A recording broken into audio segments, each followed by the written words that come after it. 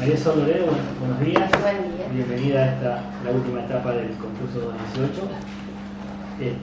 Como es de estilo, le voy a ceder la palabra para que empiece con su presentación. Bueno. Y luego mis colegas le van a responder la pregunta. Perfecto. Bueno, mi nombre es María Sol Loredo, tengo 34 años, soy de Buenos Aires, de Capital Federal. Estoy casada hace 9 años con Sebastián. Y en el ámbito profesional me desempeño en la Justicia Nacional del Trabajo, soy relatora en la Sala Cuarta, en la vocalía del doctor Guisado, y hace 13 años que trabajo en la justicia. Ingresé por examen, ingresé en la Justicia del Trabajo porque era uno de los pocos fueros que tenía examen de ingreso antes del dictado de la ley de ingreso democrático. Mi idea inicial era irme hacia el lado del penal, pero las circunstancias se dieron para que me quedara en laboral. Al principio estuve en muchos interinatos en la categoría de mesa de entrada, que es la última categoría. Sin embargo, como hay necesidades dentro de los distintos juzgados, hice varias tareas: mesa de entrada, tomar audiencias, llevar el número, las conciliaciones. Y bueno, en el año 2013 quedé efectiva en la Cámara, en la Sala Cuarta, en la vocalía de la doctora Pinto Varela, abocada principalmente a la realización de tareas de proyectos de sentencia y también a la confección del fichero, porque la doctora había sido designada recientemente y era necesario confeccionar un fichero con todos los criterios para ir, acelerando los tiempos procesales. Luego, en el año 2018, el doctor Guisado me llevó a su vocalía, y allí también hago proyectos de sentencia de todas las materias y complejidades. También, si es necesario hacer medidas para mejor proveer, nosotros las tenemos que realizar, compulsar, si hay que tomar alguna audiencia de conciliación también, recibir a los abogados que vienen a la vocalía, y más que nada eso.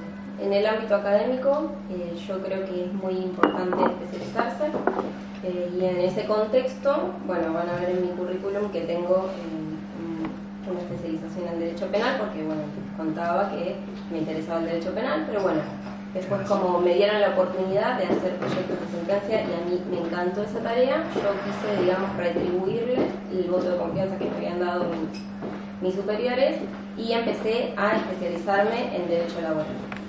El año pasado me terminé el máster en Derecho Laboral, también tenía la especialización, ambos por la UCA. Luego, este año, como estaba con un poco más de tiempo disponible, pude emprender otras ramas del derecho que por ahí las tenía un poco más dejadas de lado, y en ese contexto estoy haciendo una diplomatura en igualdad de género, perspectiva de género, también en derechos del consumidor, otra en filosofía y función judicial, y también estoy haciendo de manera sincrónica la especialización y máster en justicia constitucional de la Universidad de Bolonia. Y otra cuestión que me gustaría resaltar es que yo hace mucho tiempo que tengo el deseo de acceder a la magistratura, entonces yo, fui delineando un plan en orden a ese fin. Y en el año 2013 ingresé en la Escuela Judicial, que es lo que se denomina, que en realidad se llama Programa de Formación de Aspirante a Magistrados, en el marco del Consejo de la Magistratura de la Nación. Y demoré 3 años porque es como ellos delinean el plan, no puede uno elegir los módulos, sino que vienen preasignados. Y a mí me parece cabal para la realización de tareas, de más liderazgo, haber hecho ese curso, porque no se ve casi nada de derecho, sino que se ven cuestiones de gestión que me parecen cruciales para desempeñar. Sobre todo el tema del trato con el personal, cómo introducir mejoras, cómo auditar estas mejoras para ver si están teniendo efecto, encuestas de satisfacción, entre otras cosas. Luego, en el ámbito académico, también lo que puedo resaltar es que doy clases en la universidad. Siento que eso también complementa, el contacto, al uno estar enseñando, tiene que estar en contacto y perfeccionamiento permanente.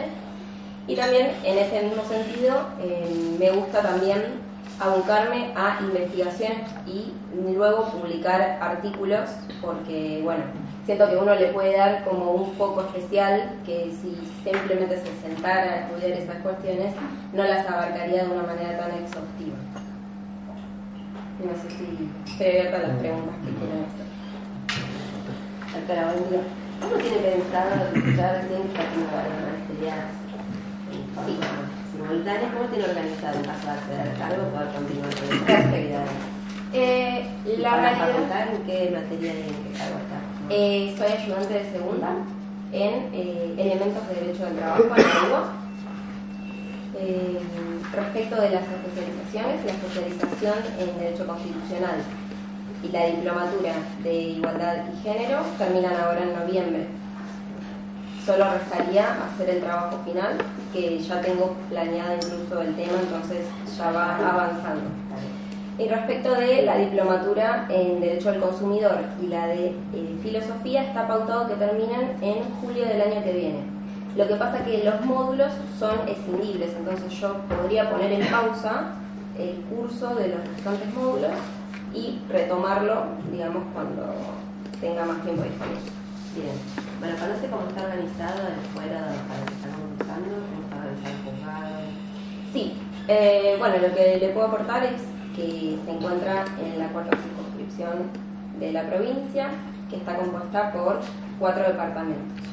Tenemos Cuyón-Curá y Los Lagos, que pertenecen a la jurisdicción del juzgado de Villa Langostura, y por el otro lado tenemos Lácar y Huiliches, que sus ciudades más representativas son Junín de los Andes y San Martín de los Andes, y ellas pertenecen a la jurisdicción del juzgado para el cual concurso. Tenemos un juzgado de familia que se creó en el año 2014 o 2015, que se extinguió la competencia. Originalmente era un multifuero de todas las especialidades que tiene ahora, más familia. Y quedaron 2 juzgados. Actualmente está el doctor Sani subrogando en el juzgado para el cual aspiro, y también está a cargo del juzgado número 1. Muy amablemente el doctor Sani me recibió y me explicó la realidad del juzgado. Me explicó que cuando él fue designado, apenas fue designado, tuvo que hacerse cargo del juzgado para el cual fue designado, también para el vecino y también en Villa Langostura. Entonces, digamos, él ideó todo un sistema de trabajo para que tendiera a que todos los juzgados tengan los mismos procesos, o sea, sean juzgados mellizos, por así decirlo. Yo me hice un machete. Respecto de la cantidad de causas, la progresión fue así. Yo entré a la página de estadísticas del Poder Judicial de Neuquén y tiene de todos los colores y muy interesantes las estadísticas. Lo que pasa es que vienen al año anterior. Entonces yo, para tratar de indagar acerca del estado actual, porque digamos ya casi estamos terminando este año, me comuniqué con la oficina de estadísticas, que muy diligentemente me mandaron una versión actualizada con las especificaciones que yo les había pedido. No era tan exhaustiva como la que tienen en realidad subida al sistema, pero está actualizada al 29 de septiembre. Y luego también, como me pude poner en contacto con el doctor Sani, él me pudo dar algunas precisiones más o menos del día a día del juzgado. Y actualmente tiene 5.688 expedientes en trámite, de los cuales ejecutivos hay 4.279, civiles 698 y laborales 711. Entonces, el 75% de los expedientes son ejecutivos, que de ellos el 95% son apremios. Después, luego en laboral, la mayor incidencia la tienen accidentes de trabajo y enfermedades profesionales. Y luego, en tercer lugar, despidos. Y en el ámbito civil, lleva la cabeza sucesión ab intestato, y después me dijo el doctor Sani que hay pocos daños y perjuicios.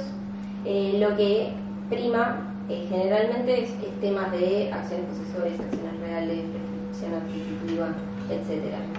Luego, en materia de comunidades originarias, me explicó que hay 1 o 2 expedientes radicados en el juzgado, pero que están virtualmente paralizados porque están esperando el relevamiento territorial. Y que el doctor Luchino, que era el anterior titular de ese juzgado, cuando había subrogado Millán Angostura, digamos, había traído los expedientes al juzgado de Junín. Pero luego el doctor Sani los devolvió y ahora están a cargo del doctor Astolfo Bonorino, que es el juez de Millán Angostura. En tema de conflictos con pueblos originarios no hay mucha conflictividad en la zona. Lo único que no está judicializado es el lote 69, que es el del estacionamiento de Chapelco, que siempre todos los años terminan arreglando con la familia Vera, que es la que se adjudica la titularidad de esa. Después, otra cosa que yo estuve analizando a partir de las estadísticas es que si bien hay bastantes audiencias, hay pocas audiencias de conciliación y no tienen tanta efectividad. Y nosotros en el foro laboral en Capital tenemos una cantidad de expedientes que es asombrosa, casi inmanejable. Entonces nosotros hacemos fomento en la conciliación primordialmente. Entonces, bueno, me gustaría reforzar eso como primera cuestión. ¿Y le explicaron por qué no funciona la audiencia de conciliación? No. La verdad que el doctor Sani me dijo que en su juzgado tenía una efectividad de un 50%. Lo que pasa que no sé si la situación será similar, pero por ejemplo, ahora con el tema de las elecciones, en nuestro foro, en Capital, no están haciendo ofrecimientos públicamente. Entonces, ante la incertidumbre, supongo que por ahí prefieren dilatar un poco el proceso. A mí me gustaría hacer una pregunta vinculada justamente al funcionamiento del juzgado. Sí. ¿Conocen si tiene algún atraso mismo? Bueno, ¿Qué dato tiene al también, respecto, ya que va justamente en datos más finos? Sí. Sigo con el machete. Actualmente se pasaron a sentencia 36 expedientes, de los cuales 25 son laborales y 9 son civiles. Y el doctor Sani me dijo que están dictando dentro de todo las sentencias al día y que están dictando sentencias de expedientes que han sido iniciados en 2021 y finales de 2020. O sea que el trámite es bastante, digamos... Sí, 2 años. Sí. Okay. Bien, no, era eso. ¿Cómo le va a hacer? Bueno, usted ya ha estado concursando en otros concursos. En otro concurso. En uno mejor dicho. solo, sí. Uno solo. Es el segundo. Sí. Veo que en su trayectoria como funcionaria de la justicia federal, desde el año 2012, tiene una fuerte impronta en una cuestión que hace a trabajo como relatora, trabajo que uno como abogado lo ve trabajo de laboratorio. Introspectivo, No sé si durante todos estos años ha tenido una relación, creo que no debe ser así, con abogados, con los justiciables. Sí. La primera instancia, además de la idoneidad técnica, requiere de otros aspectos de alta relevancia que hacen al servicio de justicia. Quien va a ocupar ese cargo tiene que tener en su desarrollo, a mi entender, contacto con quienes son los operadores jurídicos. Sí.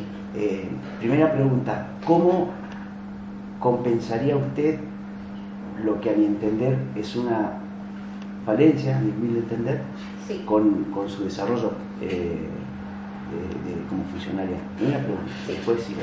Bueno, yo no lo veo como una falencia, sino como una oportunidad para crecer, en realidad. Yo todo este tiempo, sin perjuicio de que estuve haciendo proyectos de sentencia, y esa es mi ocupación principal, estuve en contacto, recibimos constantemente a los abogados que vienen con inquietudes, plantean situaciones, tomando audiencias de conciliación, o sea, no hay una desconexión total. Por ahí no es la misma conexión que tendría alguien que está, por ejemplo, en la mesa de entrada, que está permanentemente en contacto. Yo ya tuve esa experiencia, está bien, hace varios años, y creo que fue encima en la peor época del fuero, que estaba totalmente colapsado, entonces eso fue como un baño de realidad que me ayudó un montón porque yo venía de la calle, yo trabajaba en usina haciendo choclos antes de entrar a la justicia. Entonces, que me tiraran ahí a la mesa de entradas a apagar incendios, digamos, fue muy reparador para mí y bueno, ahora lo estoy haciendo en la institución, pero yo siempre lo veo como una oportunidad para crecer y siempre hay algo para mejorar y bueno, podría ser este aspecto. Y la otra pregunta apunta a otro elemento que para mí es de trascendencia, que tiene que ver con el arraigo.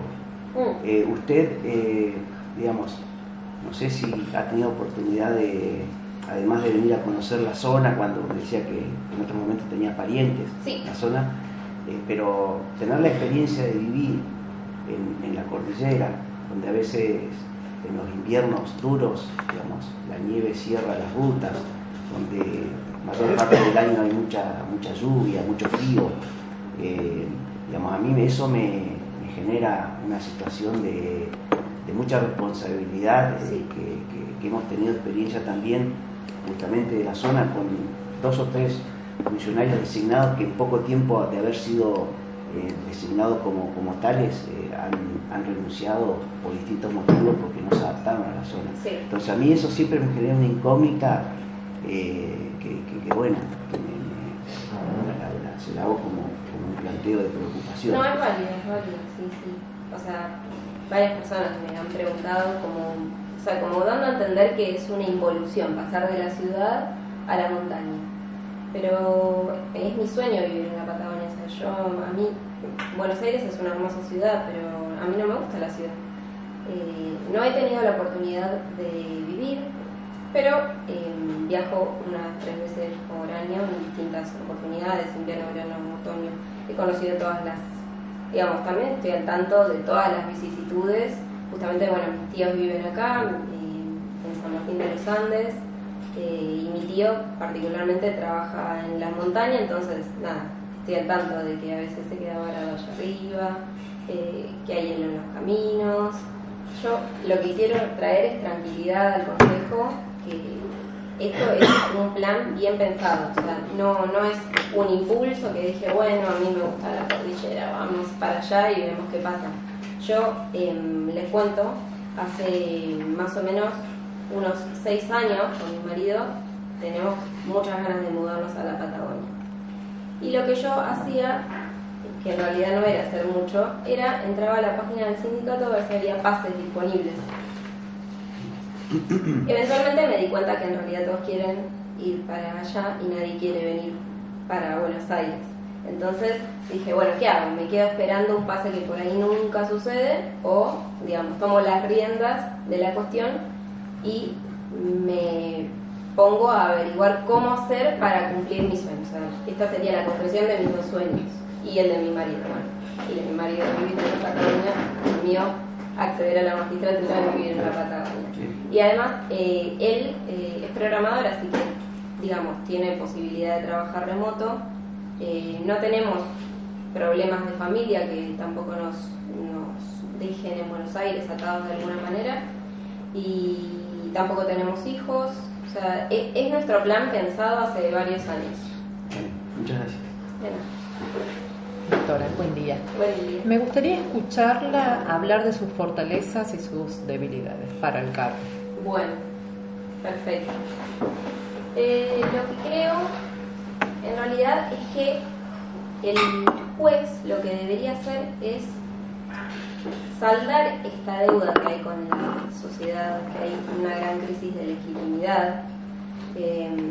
El doctor Vigo habla de que hay 3 tipos de jueces. Jueces que ni siquiera cumplen con el mínimo, jueces que cumplen con el reglamento, que puede ser atenerse al Código Procesal, al Reglamento para la Justicia, y otros que encarnizan todos los valores y las virtudes que son deseables en un magistrado. Las falencias, todos tenemos falencias. Yo creo que la que más podría caracterizarme y que estoy trabajando en ella es la impaciencia. A veces me desespero por obtener un resultado concreto y bueno, eso puede llevarme a la desesperación pero bueno, estoy trabajando en ello.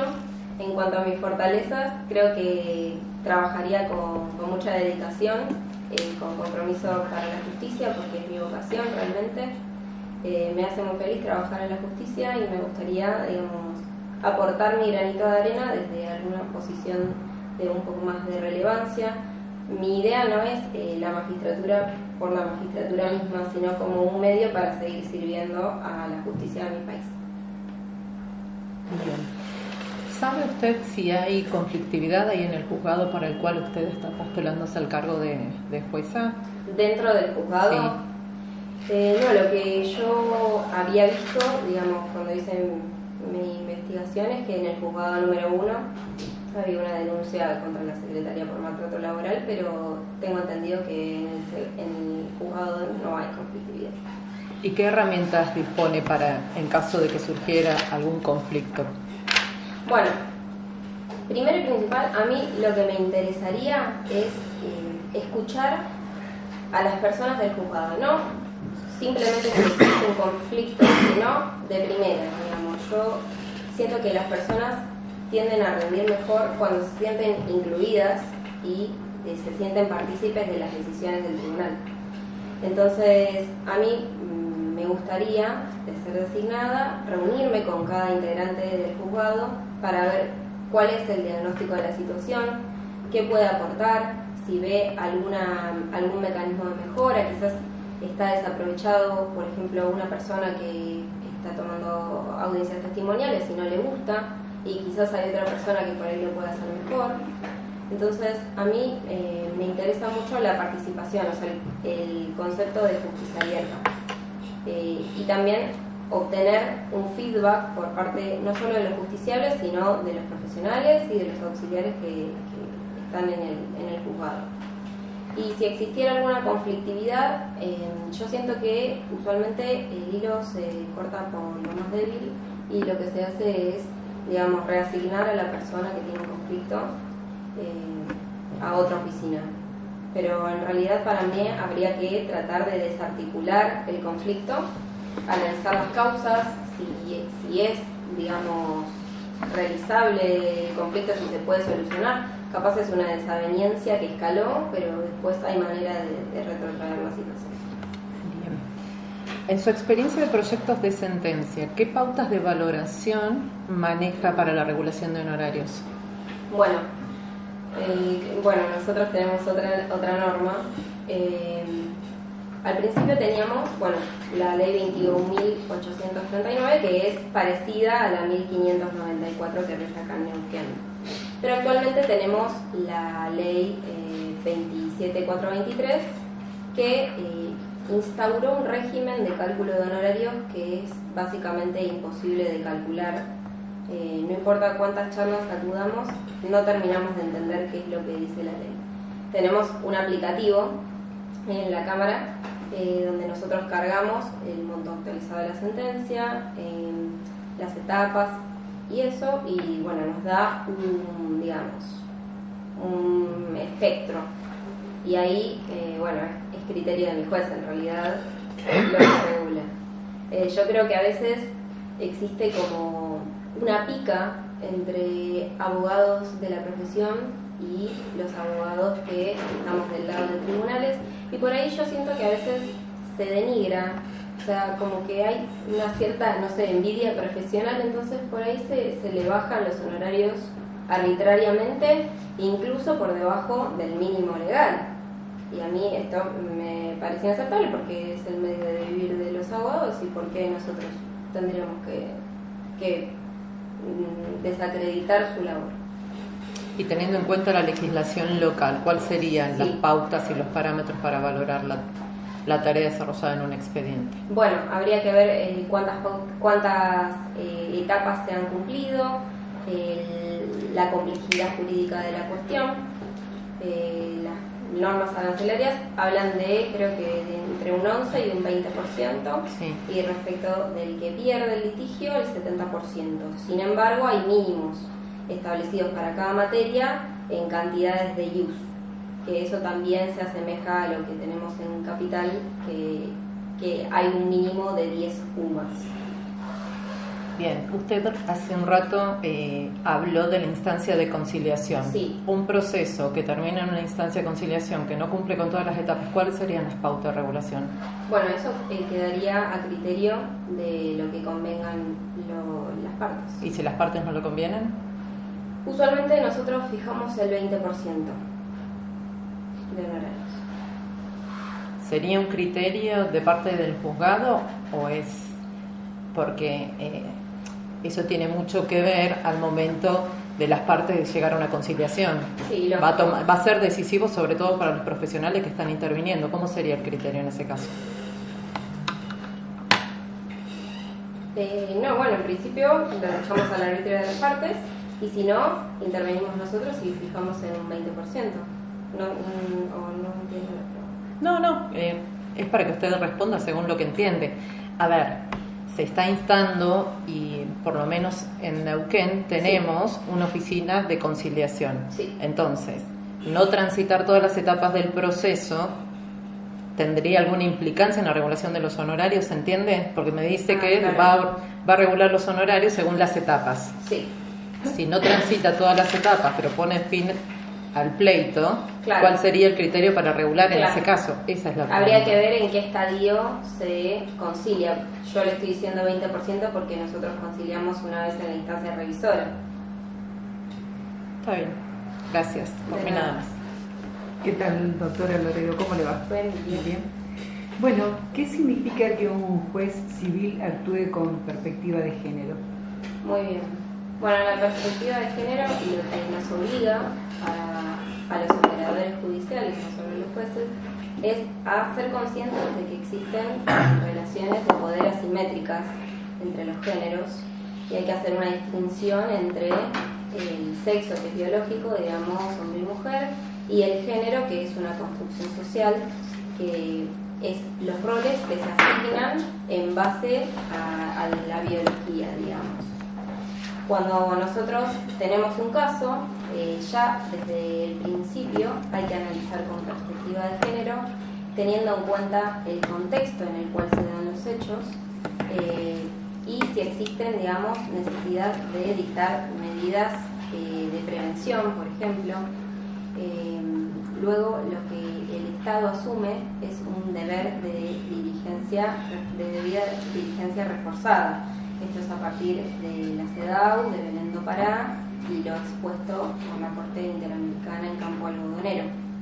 Entonces, el Estado, digamos, es el garante para prevenir, sancionar y erradicar la violencia contra las mujeres.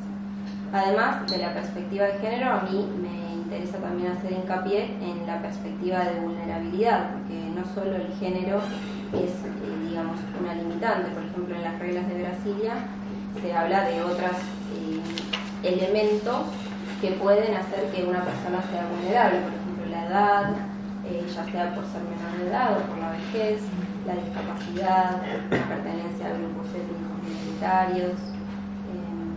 Yo creo que para eso hay que valerse no solo del plexo normativo local, sino también de todo el vasto en la construcción a partir de las opiniones consultivas de la Corte Interamericana, los fallos de la Corte Interamericana, y básicamente eso.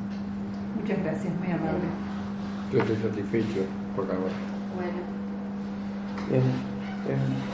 Respecto de los principios de Bangalore, Sí. Sí, sobre la conducta judicial, Sí.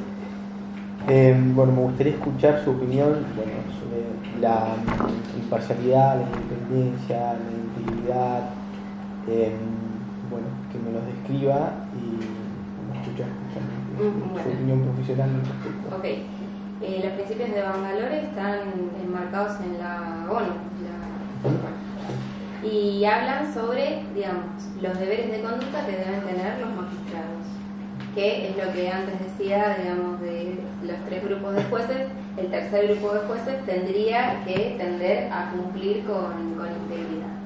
En cuanto a la independencia, creo que es como el deber o el valor madre, porque de él se van a desprender todos nosotros. La independencia implica que las cuestiones deban ser resueltas conforme a derecho, es decir, libre de injerencias ya sea del poder público, de privados, de las partes o incluso de los propios sesgos del juez. Muchas veces vemos que los jueces tienden a hacerle decir a la ley lo que la ley no dice, y eso también violaría la independencia del Poder Judicial, digamos. Últimamente también está en vilo esta cuestión de la independencia por una cuestión presupuestaria, que al menos en Nación se depende del Poder Ejecutivo para poder ejecutar, digamos, las partidas, y son ellos los que manejan, por así decirlo, el presupuesto. Entonces habría que lograr una plena independencia del Poder Judicial, no solo dentro de la oficina, sino también, digamos, a nivel institucional. En cuanto a la imparcialidad, bueno, esto lo que tiene que ver es con estar exento de influencias también. O sea, es como una arista distinta de la independencia, yo creo. ¿Cuáles eran esos? Corrección, competencia, exigencia.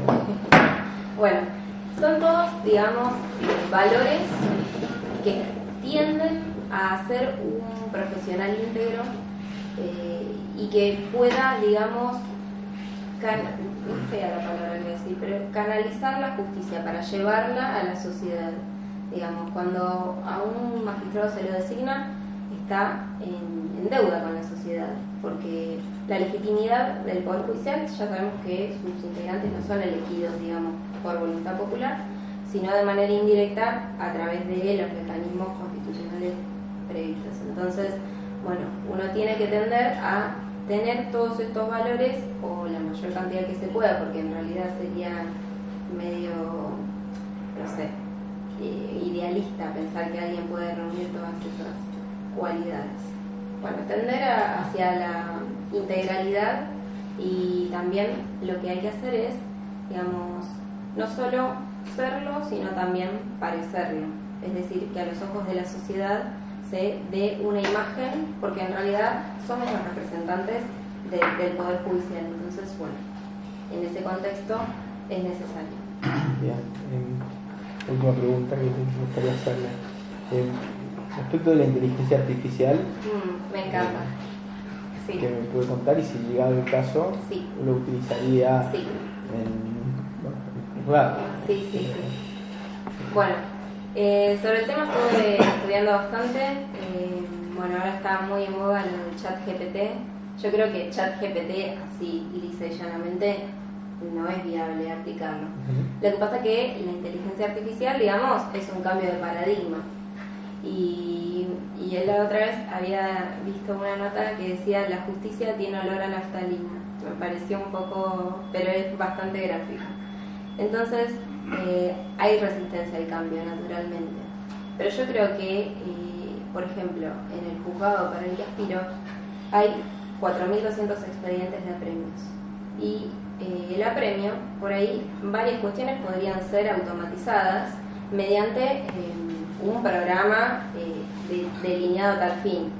Sé que el Instituto de la UBA de Inteligencia Artificial le encargaron un programa que se llama Prometea, y en ese contexto por ejemplo, los despachos de mero trámite se delegan en la inteligencia artificial, y eso, digamos, redunda en un beneficio para la oficina judicial, porque el operador humano se libera para atender las cuestiones en donde realmente puede hacer la diferencia, porque a veces es deshumanizante tener una persona haciendo despachos de mero trámite que por ahí no le puede aportar ningún valor agregado. En cambio, si esa persona pudiera ser destinada a hacer labores que se enriquezcan de un operador humano, podría redundar en una, digamos, no solo en un beneficio para la oficina judicial, sino también para poder acortar los plazos procesales.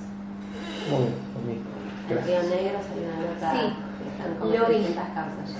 Sí, me pareció, me pareció, y justo en tema de apremios y monitores, me pareció genial la idea, y me gustaría, bueno, incluso me gustaría, de ser designada, si ustedes lo disponen, proponer al juzgado como juzgado piloto para poder implementarlo. Yo tengo una pregunta Sí. que se me surgió ahora. Sí. La saco de todo lo judicial.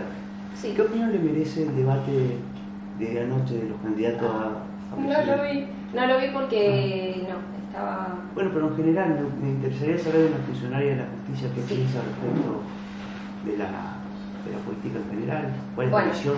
En realidad, cuestión política es ajena a la magistratura, de hecho nosotros no podemos tener afiliación política alguna. Me parece muy bueno que a nivel país exista un debate concertado desde el mismo Estado para que los candidatos puedan exponer su postura. Más de eso no puedo decirlo. Me parece que fortalece la democracia y que por ahí puede llegar a tener influencia en las personas que están indecisas de su voto. Es un tema de la justicia que no se toca en el debate. El funcionamiento del Poder Judicial y la relación con el Poder Político. Sí, que la sociedad percibe que el Poder Judicial tiene muchos privilegios y no retribuye esos privilegios en resultados concretos. Y bueno, entonces por eso tenemos que seguir trabajando para restablecer esa confianza. Recasta. Claro, sí. De mi parte, gracias. Bien. Doctora, me recuerda, usted como jefa de despacho, relatora, ¿qué tipo de resoluciones proyecta? De todo. Más que nada, bueno, ahora que ya no están llegando tantos acción civil, porque digamos se pasó la competencia al foro civil, quedan algunos resabios de eso, amparos sumarísimos. ¿Pero sentencias definitivas? Sí, todo. En general, el 90% de las sentencias definitivas, porque las interlocutorias las hacen los Sentencias laborales. Claro, laborales sí, porque es la competencia exclusiva del tribunal. ¿Tiene un expediente? ¿Tiene un expediente digital o en papel todo? Bueno, tenemos un híbrido, porque bueno, a partir de 2020 es todo digital. Tiene un expediente. Y entonces ahí tiene el legajo, tiene la demanda, la presentación, la representación de las partes, tiene pruebas.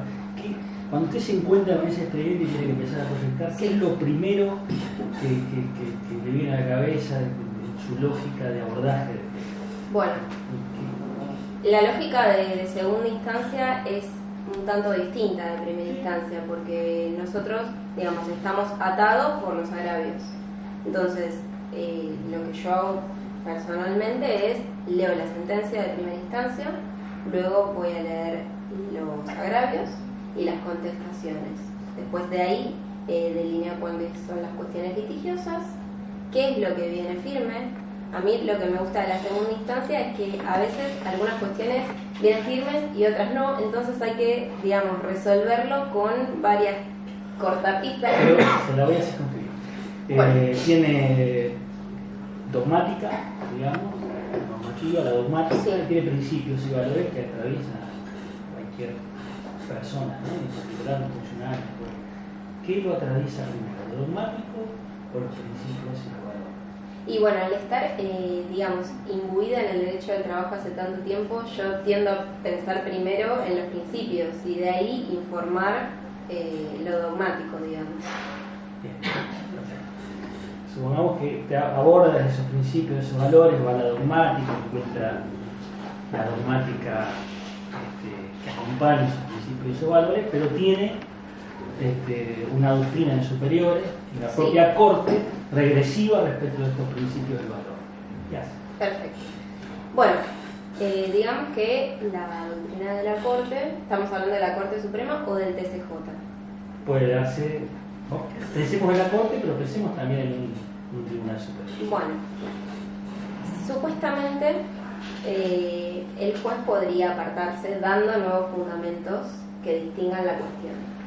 El tema es, si nosotros queremos cumplir con un plazo razonable, ¿no nos convendría, digamos, si eventualmente la cuestión sería que llegue eventualmente al tribunal donde van a volver a decir lo mismo, podríamos adelantarnos y acortar esos plazos procesales para darle una respuesta hoy con la solución que ulteriormente tomaría el Tribunal Superior? Sin perjuicio de dejar a salvo la opinión personal. Deja a salvo su opinión personal, adopta el criterio regresivo de acuerdo a su conciencia de valores y de principios, y proyecta en función del precedente. Eso es así. En pos de poder acortarle el plazo procesal a los justiciables. Muchas gracias. De nada. Bueno, muchísimas gracias. Gracias.